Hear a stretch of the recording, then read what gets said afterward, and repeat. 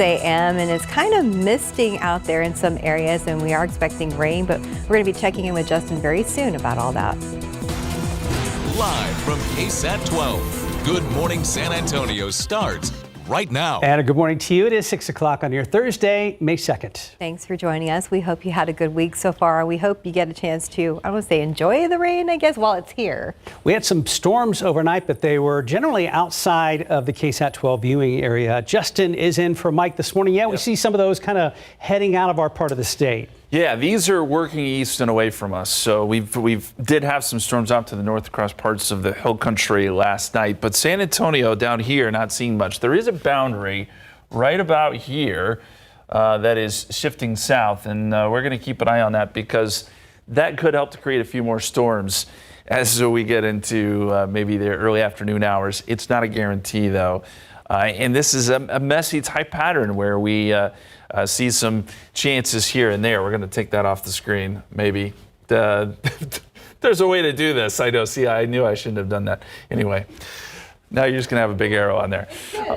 I tried. I was trying to do the John Madden thing. RJ inspired me. Oh, there is not much fog here around San Antonio. And this did not work out the way I hoped. 10 a.m. 77, and by noontime 78, and by this afternoon 83, 30% chance of rain. All right, RJ, save me here. We'll work on. Well, you get an A for effort. Very nice work there. Thank you. Sean Elliott would also be proud. Sean Elliott. Yeah, it's true. Yeah, I'm not even going to. I see Justin over there messing with it. Nice try there, Justin. Yeah, we will definitely figure it out. Figuring out traffic right now. 281. Overlook Parkway. Again, we are just seeing some mist, some drizzle out there, a little bit of damp roads, 281 Wilderness Oak. Most of this activity here, especially with some of the damp roads that we're seeing on the north side of town right now as we take a look at Borgfield Road in that area, 410 Blanco. Same situation there as well. A couple things to let you know about kind of northeast side of town. So Loop 410 eastbound Starcrest, we have a stalled vehicle being reported by TxDOT right now. This is going to be affecting all of our drivers headed over Perrin Vital and the 35 410 area. Speaking of northeast side, we still have a couple of things here in this area. Still seeing this stalled vehicle, 1604 westbound Pat Booker Road, backing things up earlier to Kitty Hawk, but it looks like we are starting to see some traffic get through here. And TxDOT just popped up another stalled vehicle a little bit further up the road there, 35 1604. It's something that we will continue to monitor as we make our way through our 6 o'clock hour. Expecting things to get a lot busier out there on the roads. We're going to be talking about another big closure there on the northwest side. Yep, here we go again. We'll explain a little bit more coming up here in just a bit. Mark and Stephanie, back to you guys. Thank you, RJ. New this morning, lots of questions remain after a late night shooting on the northwest side of town. Happened just after 9:30 p.m. at an apartment complex on Vance Jackson near Fredericksburg Road. That's just west of I-10. San Antonio police tell us a man confronted a couple arguing in an apartment. At some point, shots were fired. A man was hit and a woman, a bystander nearby, was hit as well. They were both taken to the hospital. The family of Caitlin Hernandez may be a step closer to some sense of closure after San Antonio police arrested someone for her murder. Police say the suspect is the male friend who Caitlin was last seen with, and DNA links him to that crime. His name is not being released, though, because he is a juvenile. Caitlin's body was found in a ditch back on March 12th. Detectives say she had been strangled and sexually assaulted. Suspect was initially interviewed by police, but they say at the time there was not enough evidence to charge him. Since then, DNA tests and other evidence led to his arrest. This morning, there's a growing push to prioritize conversations about mental health in our area. It comes as the Bexar County medical examiner confirmed a young mother died by suicide.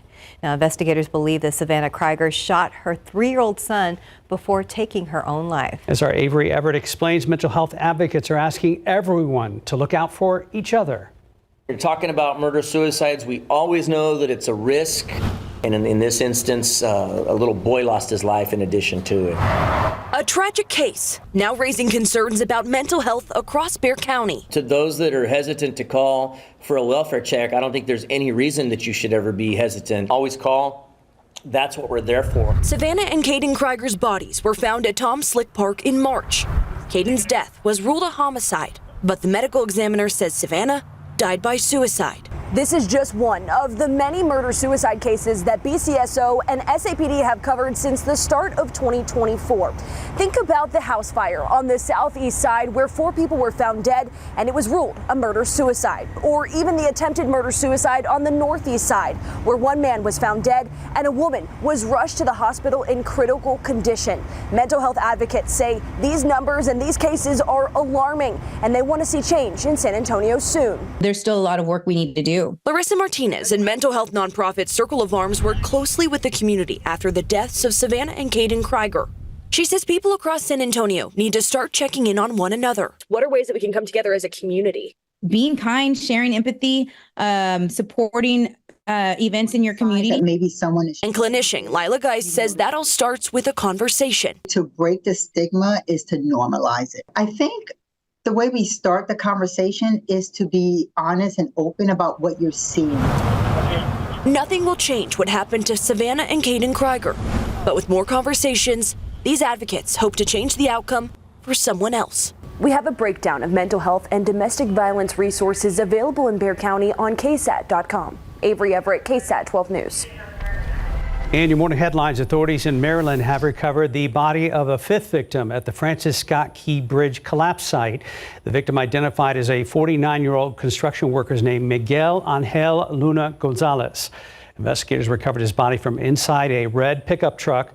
Key Bridge collapsed back in March after a cargo ship slammed into a bridge support.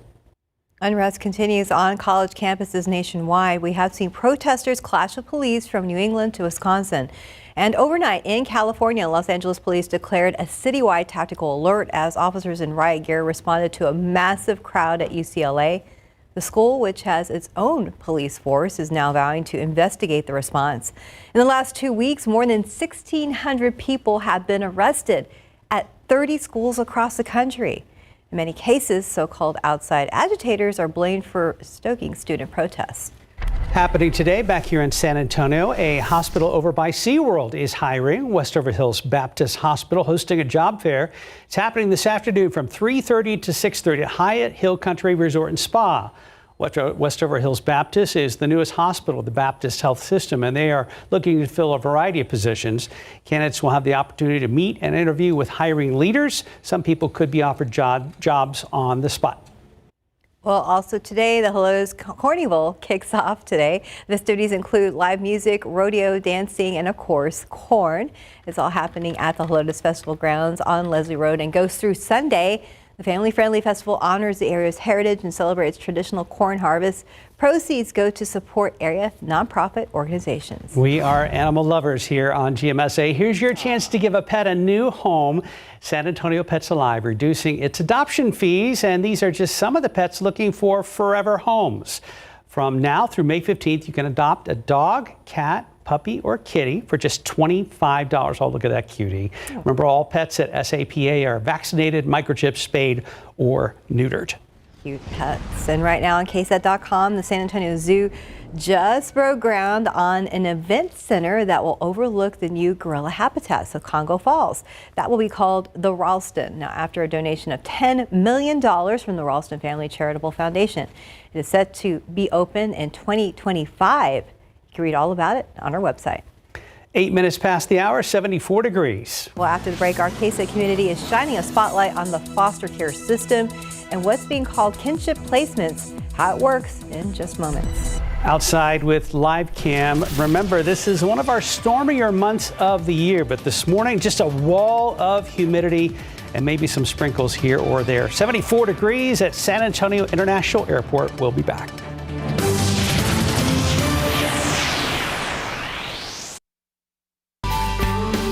Welcome back. 612, keeping children in their community after they're removed from their homes. That's the point of kinship placements for foster kids, letting kids stay with family. Our Courtney Freeman spoke with a kinship family who told her about the difference they believe they're making. This is part of our KSAT Community Spotlight this month on foster care. But it's adorable to watch him with his little pole. And for the past 2 months, Sherry and Eric Thomas have been caring for a family member's child who was removed from his home. We got a phone call on a Thursday afternoon, and Thursday night we were picking him up. They've become what's called a kinship family when a child who has experienced abuse or neglect is placed with people close to them. It can be someone that you have a significant, bond to, relationship with, family friend. It doesn't have to be blood relative. Sherelle Herbert is the specialty director for foster care organization SJRC Texas, where she oversees kinship placements and supports families. Talk with them and say, hey, what can we do to make this work? Making kinship work can change a child's life. We want these children, while their parents are working on things, to remain in their community, remain connected to those in their community, their school, their teachers, their relatives. Each day it seems like it's getting better and better. I think his guard is coming down. I went and bought him a little fishing pole. The bike has been. Day, that's his thing. And so we go out on the back porch and he'll ride his bike. The goal is always reunification with the parents, but in case that can't happen, they want to be set up for adoption. That's why kinship families are asked to get licensed, which can pull in extra benefits. 49% of foster care placements are kinship placements, and SJRC wants that number to be higher. Part of that is education about help that's available, which can include financial support or free coaching and therapies. This family is urging others to do it. It's going to all be worth it in the end to know we gave him that chance and that opportunity. Courtney Friedman, KSAT 12 News. If you want to learn more about becoming a kinship family, you can head to the SJRC Texas website. You can also help by participating in our phone bank coming up on Tuesday, May 14th. You'll be able to call between noon and 7 p.m. to learn more about foster care, ask questions, and even pledge financial support during the live broadcast.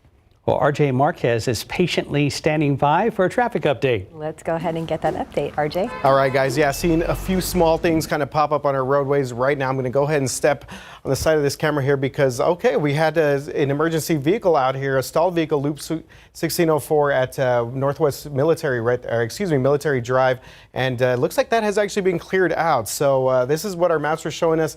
It wasn't causing any major delays at the moment there, but Loop 1604 eastbound West Military Drive. It looks like we are clear in that area. I gotta love when that happens. Right before we do the traffic segment here. No, actually, that's good news that they got that cleared out. Loop 410 eastbound at Starcrest. Still seeing a stalled vehicle there for our folks that are driving in eastbound 410, heading up to Perrin-Bidle Road and the 410-35 area. And speaking of 35, we have a stalled vehicle being reported 1604 westbound at 35. And good news here, no major construction taking place because of some of the weather that we saw there. Crews decided to go ahead and hold off on that overnight, so we're not seeing any major delays with the exception of this stalled vehicle out there. Speaking of construction, though, we are about to get another round of it on the northwest side there, 1604 I-10. Going to go ahead and let folks know about this as soon as possible. Basically, 1604 east and west, that's going to be shut down from La Cantera all the way to Lock Hill, Selma. And then we are going to have I-10 East open basically from La Cantera down to UTSA, but I-10 West will be closed from UTSA back up to La Cantera and the Rim area. So, Justin, how does this telestration look? Some messed up geometry, isn't it? Yours looks much better than what I tried to do, but yeah, there's a lot of arrows there. They'll be putting in the beams, right? So that's putting in some beams. And something that's kind of always driven me crazy, I know we've talked about this, is that I-10 basically is running north and south there, but it's east and west, and then 1604 is going east and west. I think we need a KSAT explains on what's going on. Agreed. Yeah, directions and loops. Directions. And, it's kind of all over the place. Beams. Yesterday's rainfall wasn't what we hoped for. It did delay construction, obviously, but we didn't get just a ton of rain out of yesterday's storms. One good downpour moved through San Antonio. We picked up about 1/10 of an inch at the airport. You get up into the hill country, the numbers were a little bit better. 1/2 an inch in Bernie, 0.6 in Comfort. Spring Branch, about 1/4 of an inch. You got to go further north before you run into some really gaudy numbers here. 1.63 in Austin, 1.83 in Blanco, Waco. Over 2 inches, in Huntsville over 6 inches. In fact, they're dealing with flooding this morning. There are flash flood warnings for areas north of Houston. We just sort of missed out. I will tell you, though, that April, we finished with a surplus. And you look back over the last, say, year and a half, 2 years, we haven't had a lot of months in which we've had a surplus, so that's good. And we're heading into May with some rain chances, so not all hope is lost here. We certainly could use quite a bit more rain. And we look at the authority radar this morning. There's not a lot, at least over San Antonio, other than mist and drizzle. But as we've been talking about, there is a bit of an outflow boundary up here across hill country that sinks south. We'll see what that does to help generate some showers and storms today. I'd say anything we see today is going to be isolated, but there still is a threat if a storm pops up that it could be strong to severe and still could produce some heavy rain. Right now, if we're seeing these storms, it's up there around Rock Springs, or not Rock Springs, around Rock, I should say, north of Austin along I-35. Here's the bigger picture, and you'll notice we've got a nice complex of showers and storms working east across East Texas. So this is where all the heavy rain is right now. I-45, Dallas down to Houston, but most of West Texas is cleared out after what was a busy day yesterday. A few tornadoes in the Texas Panhandle and out across West Texas along a dry line. And we'll watch some of those storms try to redevelop today. For us, it'll be isolated stuff. We could see some showers midday, some drizzle. This particular model does not show a whole lot this afternoon. I still think there's an opportunity for some isolated stuff. And then as we get into tonight, into tomorrow, kind of the same idea. It's one of those messy patterns where it's just a matter of where we can get some storms to pop up. Think of it like a boiling pot of water. You don't know where that first bubble is going to pop up, but that's kind of where we are. It's an unstable atmosphere, and we can still get some of these storms to occasionally show up. Now, as we get into Friday night and Saturday morning, I do want to watch what happens out west, where we could get some storms developing, working their way towards San Antonio by late Friday night, early Saturday morning. That could bring some pockets of heavy rain with it. And then I think after that, our rain chances do start to settle down a little bit as we get into the weekend and certainly by next week. So our forecast today, 76 at 9 a.m., noontime is 78. We'll call for a 30% chance of rain, temperatures in the low 80s for highs later this afternoon. And we'll call for another 30% chance tomorrow before rain chances taper off and temperatures go up. 90 on Monday, some real heat and humidity next week. Okay. It's so early in May. Maybe further down the line we'll get a little break. Well, I will say, I think it was a couple years ago, we had triple digits in May, so it could always be worse, but it's not encouraging. And that's not coinciding with Fiesta, which is a blessing. There's that too. Yeah, that is true. Silver lining. 620, 74 degrees. Well, just ahead, the maker of the popular weight loss drugs Ozempic and Wegovy speaking exclusively to ABC News about the drug's high prices and the shortages. That's next in your GMA First Look.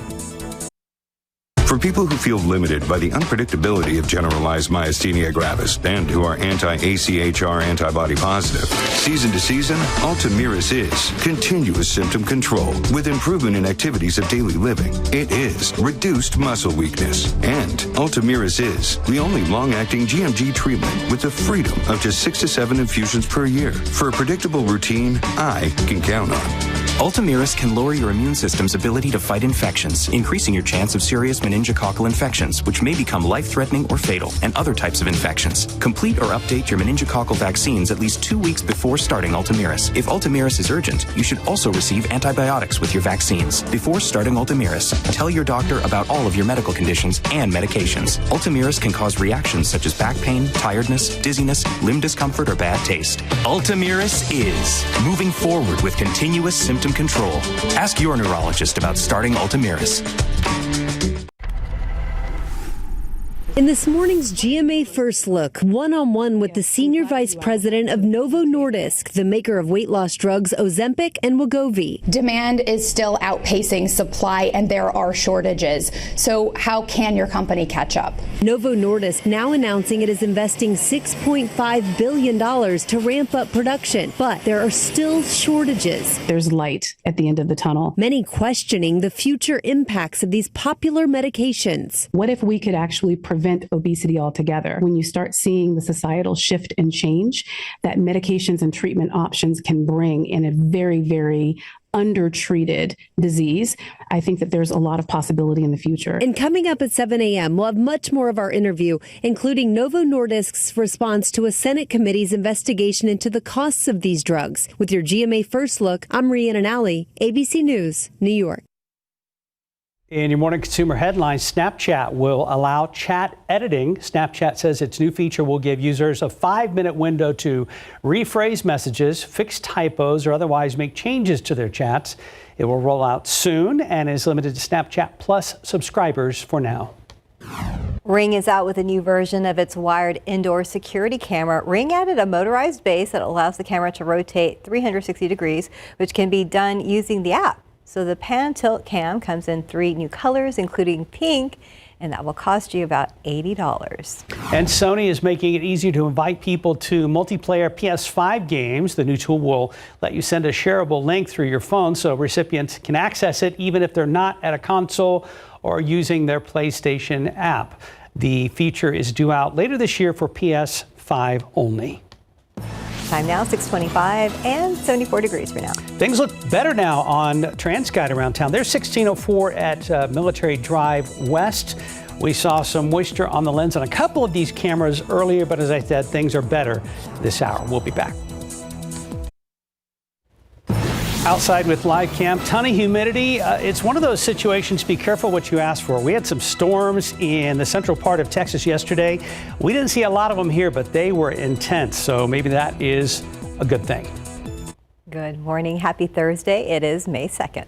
All right, let's check in with Justin, who's in for Mike today as we look ahead to our Thursday, second day of May. And because of the moisture around here, that's probably helped kick up mold a little bit. Yes, for those of you who have allergies to mold or it bugs your asthma or whatever, it's jumped up. And I would suspect we're going to see more of this today when we get our new pollen count in here in about an hour or so. We'll certainly pass it along to you. You'll get it in your push alert on your KSAT weather app as well. But 1,090 is where we ended up yesterday. Pine, grass, pecan all there, but these are really not the worry. It's molds. And with yesterday's rain, I imagine that number is going to stay pretty elevated. Let's look at the Authority radar one more time. There's really not a lot to show you. There is some drizzle and fog out there, so it's going to be a little bit damp on some of the roadways as you head out on your morning commute, but nothing that's going to be heavy or no heavy or moderate rain or anything like that. We do notice a few storms up around Round Rock, and I think as the day wears on, we'll see some more isolated downpours around the area. It's not to say everyone's going to get rain. In fact, most of us will not, but there is at least the potential there, about a 30% shot at some showers and storms today. Visibility right now, honestly, not so bad here around San Antonio. Now, this number is starting to come down. We're still at 6 miles, but that's not a problem. Kerrville, that number continues to fall too. You're down to 2.5 miles, so there will be some foggy spots. 9 a.m., 10% chance of some drizzle, 76 noontime, 78. We're up to 83 this afternoon, 30% chance of rain, and that'll be the case again tomorrow. As you're heading out the door this morning, will you run into traffic? That's the next big question. How's it looking, RJ? All right, Justin.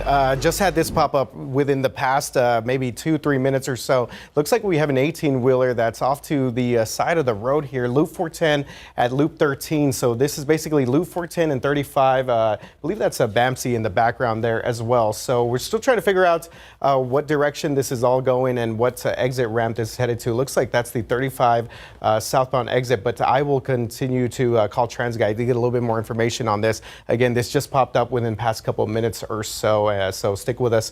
Get a little bit more information here in just a bit. I-10 westbound, Loop 1604 on the northwest side. Stalled vehicle right there. Let's take you back to that northeast side area. We still have a stalled vehicle, Loop 410 eastbound Starcrest for all of our folks headed into Perrin Vital, and probably now going to run into maybe some of that issues there with that 18-wheeler, 410 and 35. And then let's go to the far northeast side now, Loop 1604 westbound at I-35, seeing a stalled vehicle in that area there as well. As we get one more quick look here at the city, everything else for the most part is looking pretty good. That's actually cleared out 1604 West Military Drive, so we're good to go there on the far west side. But again, I'll call TransGuide here in just a bit. You can see they're trying to adjust the camera here, get a little bit more information. Okay, that's 35 north exit to Austin, 35 south exit. So again, more information coming your way in just a bit. Mark and Stephanie, back to you guys. Thank you, RJ. Thank you, RJ. New this morning, San Antonio police have arrested a murder suspect after a family dispute on Saturday turned deadly. Now here's a look at the man in custody. This is 39-year-old Robert Carrasco Jr. According to an arrest affidavit, the victim was found dead at a home on Compton Avenue near South Florida's on the south side of town. Investigators say the man had been assaulted earlier and died from his injuries. Carrasco is facing a murder charge.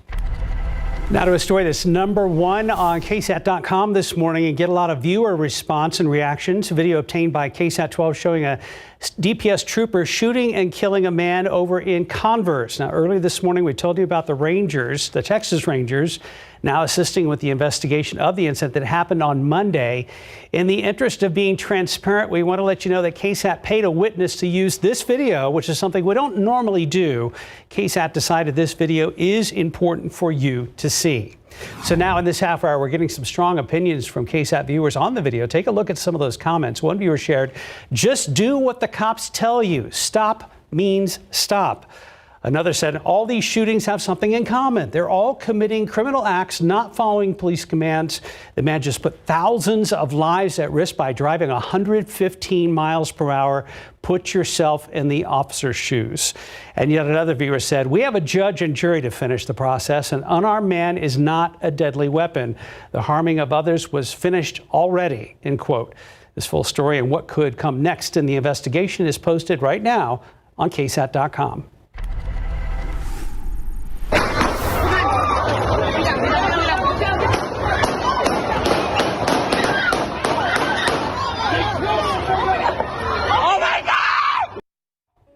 Following the recent shooting at Market Square, many people are still asking what will San Antonio police do to increase safety measures at next year's fiesta. Well, our Dylan Collier visited with San Antonio Police Chief William McManus and asked him that.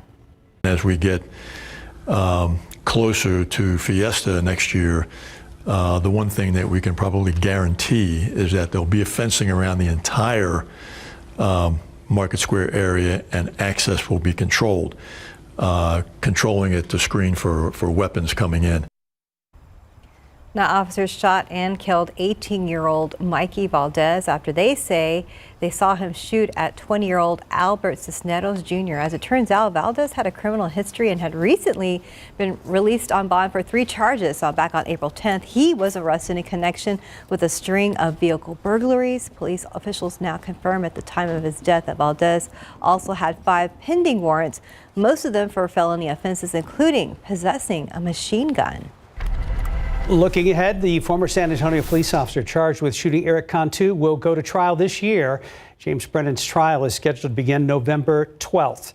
Body camera video shows Brennan opened the door at Cantu's car. The officer fired shots seconds later as Cantu drove off. SAPD says Brennan recognized Cantu's car from an evading arrest case the previous day. The judge is also expected to rule on prosecutors' requests for Brennan's psychological evaluation. The city is fighting that because it is part of his personnel file. New Braunfels police are warning parents to talk to their kids about drugs after an opioid overdose outbreak in the Austin area. Earlier this week, over 50 overdose cases were reported in the Austin area. 8 people died. Investigators believe it was all linked to potentially opioid-laced drugs. New Braunfels police are also urging parents to talk to their kids about the dangers of taking pills or any other medications from anywhere other than a doctor or pharmacy. Time now, 6:36, 74 degrees. Well, just ahead, controlling your anger isn't just good for your mental health, it can also save your life. We will explain why next. Mia, what makes you angry? When the forecast doesn't pan out 100% the way that it's supposed to. Things that could be corrected that aren't, and you know there's a solution to it, and people can't seem to find it. What makes me angry? Probably people not using their blinkers. That's what frustrates me when it comes to stuff like that. Like, you have a button. Like, if you're going to get over to my lane, use it. I know you make a lot of people angry. I don't know. I think I make a lot of people happy. Oh, Dylan. Well, Patty asked some of our KSAT coworkers what makes their blood boil. So everyone gets a little angry sometimes, but did you know that staying angry for over 8 minutes or a lot of bursts of anger could lead to heart problems? Researchers found that those angry episodes could lead to stroke or heart disease in the long run. Patty Santos is here with what else the study says and what we can do to keep our cool. Good morning. All right, we're all ears. Did you take your chill pill this morning? I think we Always. did. Yeah, I did. It's called caffeine. Good morning. The study was done by having people remember brief episodes of anger that triggered them in the past. The experiences negatively impacted their blood vessels' ability to relax, which affects proper blood flow. Now, the study looked at anger, sadness, and anxiety and how it impacted people for 8 minutes. Researchers found that only anger changed the blood flow's reaction. The study was published in the Journal of the American Heart Association. Scientists have always known mental health can have an impact on health and risk factors. We talked with a local mental health expert who reminds us that anger is a natural expression, but there may be more to what's triggering your anger. Pay attention to your body. Listen to what your body's telling you. You know that you're angry before you actually have the outburst, right? Remember, anger is a natural emotion. It's not the anger that's the issue. It's how you deal with it is the problem, right? So to use your words, to take a chill pill, take a deep breath, relax your body. Pay attention to what you're going through and why you're showing anger, right? Is it because you have other stressors? Tells us breathing and talking out your anger with someone who can level you off is a good way to handle stress. And remember, sometimes anger is just a buildup of other things. Sometimes you're angry because you're hungry or because you haven't gotten enough sleep, which doesn't happen to us, right? Not at all. Not at all. We can't relate at all. So what makes you guys angry? Well, I don't really, honestly, I don't really get angry, but I could see how, being tired can amplify that because I'm usually a patient person with my daughter or my husband, and I may tell them something like 15 times, right? And I was like, even if I have to tell them 16 times, I'm like, whatever. But when we're tired, right, it's different. Yeah. And to be fair, I've never seen Steph truly mad. I've seen her really frustrated, but you're not an angry person. Do we have to talk about me? Oh no, everybody else talks about you. No, I'm just I'm doing much, much better. I had some relatives, growing up who had anger issues. So it's always been front of mind for me to kind of keep that under control. But I mean, we're all human. One of the things that really irks me is distracted drivers. Because we're all so locked into these things, and you can literally see people looking down on their phones or drifting. So that's what really gets me these days. I just think it's downright inconsiderate. Yeah. So we all have to work on our driving and our anger issues. So Well, there's something to be said for the whole take a deep breath thing. I also was told a long time ago, if you really have an issue, get a big old rubber band and put it on your wrist, and when you feel like yourself going there, you pop that rubber band, and the physical stimulus disrupts your brain and your thought process. Something that's a little less painful is if you have bubbles, just blow bubbles, because it makes you take a deep breath and blow out. See, that's less painful. Yeah. Everybody in the newsroom. Blowing bubbles. From experience, that leads to chronic bruising too. So I like your idea much better. Whatever works for you. Whatever works for you. All right, guys. Thank you, Patty. Thank you, Patty. RJ, I don't think you get angry. Again, somebody else who I haven't really seen mad. Yeah, every now and then. I agree, though, Mark. Drivers out there with their phones, when you actually see them, I mean, literally like looking down at their phone, steering wheel. Definitely very annoying. So just stay safe, especially around a lot of our distracted drivers, or just keep the phone down. Remember, don't text or be on your phone when you are on the road. Speaking of the roads right now, Loop 410, this is the northbound lane. So we found that out just a little while ago from our folks over at TransGuide. So Loop 410 north at Loop 13, basically we have a stalled 18-wheeler. You see this, it is off to the shoulder here. So this is basically going to be affecting some of our traffic going on 35 north. So this 35 north, 35 south, this is the BAMC area. So keep this in mind if you're about to head out right now in the BAMC area. Might run into this stalled 18-wheeler. Have not seen any emergency officials or TxDOT officials out there yet. And again, we are continuing to get a little bit more information on the situation out there. Let's show you the map real quick and see exactly some of the buildup that we're seeing in this area. We also have a stalled vehicle right here, 35 northbound at Binns-Engelman Road. So keep that one in mind too. And then, but again, the biggest thing that we're seeing at the moment right there is that stalled 18-wheeler backing traffic up a little bit south of that interchange there, 410 and I-10 down to Houston Street. So keep that one in mind if you're headed out on the northeast side. All right. He's trying to work. Yeah, I know. Yeah. You can anchor and be distracted too. See, it doesn't set them off. Nothing. It's a whole different thing. I know. You know what gets me are people who cut. So like there's like a wreck, right? Oh, and everyone's cut. supposed to get over. Sorry. I was like, what? In line, cut in line. Oh, yeah. When there's a crash, and then everyone's supposed to get over, and then there's always that person that gets far right away and goes around everyone, and then gets mad when you don't let them in because they're basically saying their time is more important than yours. And the people we're talking about, they're not watching this. No, they're not. They're not listening to this. They're not. They are living in their own little oblivious world. That's true. I'm done. Breathe in, breathe out. Where's that rubber band? Or didn't we have a jar of bubbles here Somewhere. last week? Another wise person also taught me once that if you're angry, you're going to send an email. Wait a day. Oh my before goodness, you send yes. it because That's good advice. Oh, that is great advice. I wish I'd known that. Oh, man. All right, let's go outside for you. We've got cloudy skies and a little bit of fog here as we look over I-10 and 410.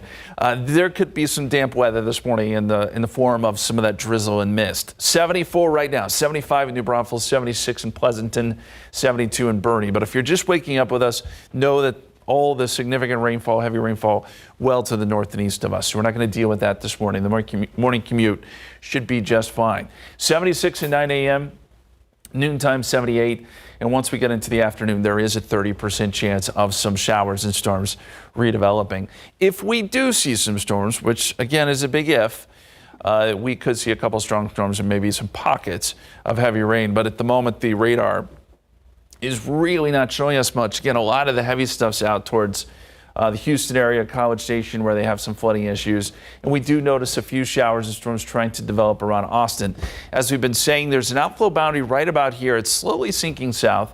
So conceivably, we could see a couple of storms along that boundary later today. Here's the bigger picture, and you can see that big complex of showers and storms, which is now starting to work into far east Texas in Louisiana, but away from us. So this is a computer model, not the one we showed you last half hour. In fact, this is a new one. And it shows by noontime some of these showers and storms trying to redevelop. And then as we head into the afternoon, one or two of these storms around, say, 5 o'clock. Then as we get into tomorrow, we'll watch for a couple more storms that develop out west. Some of those could work in by late Friday night into Saturday morning. But all in all, our rain chances are pretty low here. We're talking 30% today and tomorrow, and then just a 20% chance Saturday and Sunday, and then rain chances really fall off after that.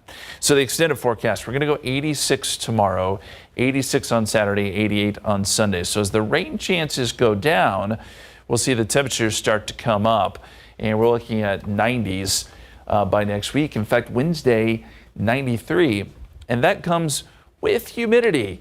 So hopefully the heat doesn't make you angry either. But sometimes during the summer when it gets hot, it kind of puts you in a bad mood too. So we don't want any of that.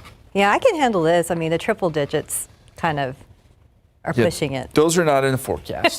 So let's be happy about that. Hopefully we can get a few more cooling showers and storms today. We'll discuss other trigger words later. Right now, 6:49, 74 degrees. Let's look out there with live cam where it's not too hot right now. It's only 74, right? Not too bad. Yeah, be careful though with some rain we may expect in the area. We'll be right back. Good morning. It is great to be with you. Coming up here on GMA, we're following the latest on the protests on college campuses around the country. More arrests overnight and the question about the police response to violence at UCLA. We are live there on campus. And an exclusive with a top executive at the maker of Ozempic and Wegovy on how the company is responding to shortages for those drugs. Questions also about their high prices. And we are rising and shining in Atlanta this morning. Plus, we also have a crew in Philly with a superfan surprise for some 76ers diehards.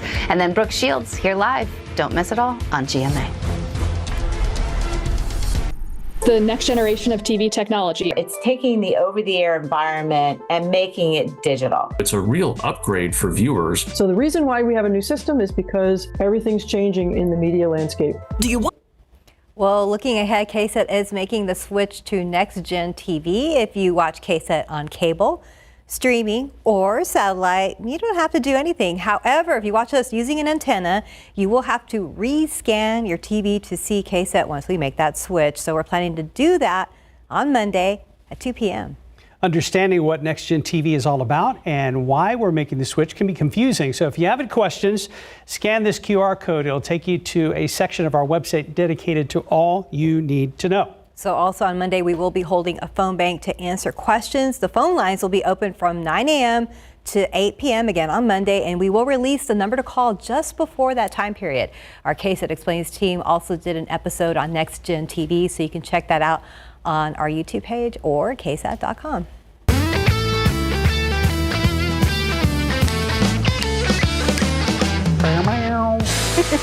Don't forget to get your tickets to our first ever Texas Eats Food Festival. That's happening on May 11th at Smoke Barbecue. So 20 local chefs will be there offering samples of their food, and it'll all benefit the San Antonio Food Bank. So go ahead and scan that QR code on your screen for tickets, or you can go to texaseatstv.com for more information and join us today on GMSA at 9 for a live preview of what we can expect at the food festival. Yeah, David's going to be live at Jerk Shack, and they're going to reveal one of the food items that will be featured at this year's festival. Can't wait to see. Yeah, should be fun. Time now 6:55. Let's check back with RJ to see how those roads are looking. Yeah, and hopefully David brings some of that back for the station here. But guys, good news for our drivers out in the BAMC area. Loop 410 north at Loop 13. We have cleared out that 18-wheeler.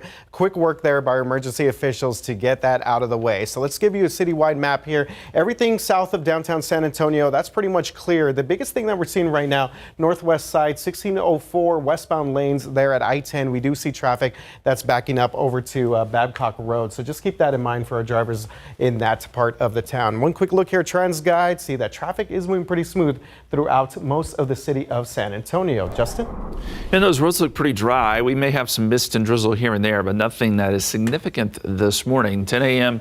we're at 77. We'll bump up our rain chances to 30% this afternoon, but keep in mind it'll just be isolated storms or showers, 83, and then tomorrow another small chance for some isolated showers and storms, and then we'll see rain chances taper off this weekend.